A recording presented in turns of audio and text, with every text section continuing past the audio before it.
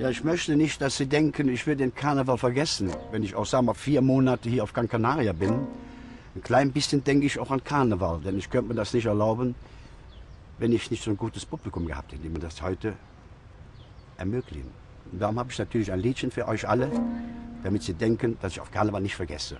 Strüßja, Bützja und Kamelle, ey, Mojek sind da de schön. Strüßja, Bützja und Kamelle und der Kopf voll Jecketön.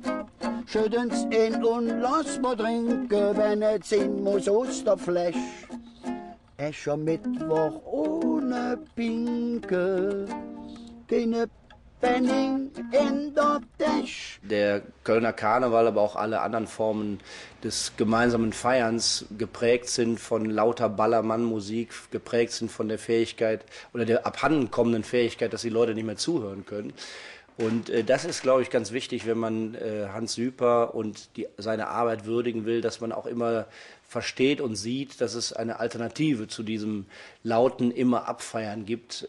Es wäre schön, wenn die Menschen wieder lernen würden, ein bisschen mehr zuzuhören und den leisen Tönen etwas mehr Raum im Fastelaufen zu geben.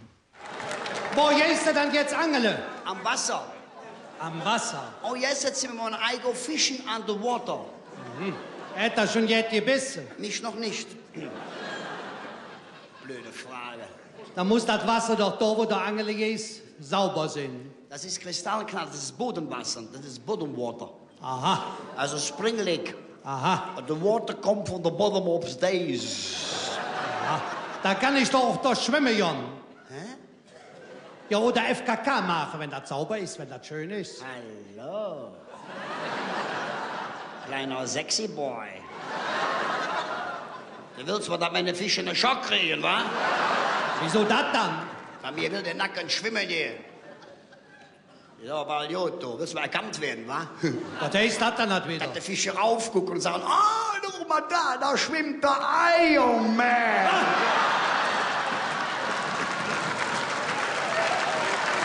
Du kannst bei mir nicht nackend schwimmen. Ja, warum kann ich dann doch nicht schwimmen, Jon? Meine Fische gehen an jedes Würmchen.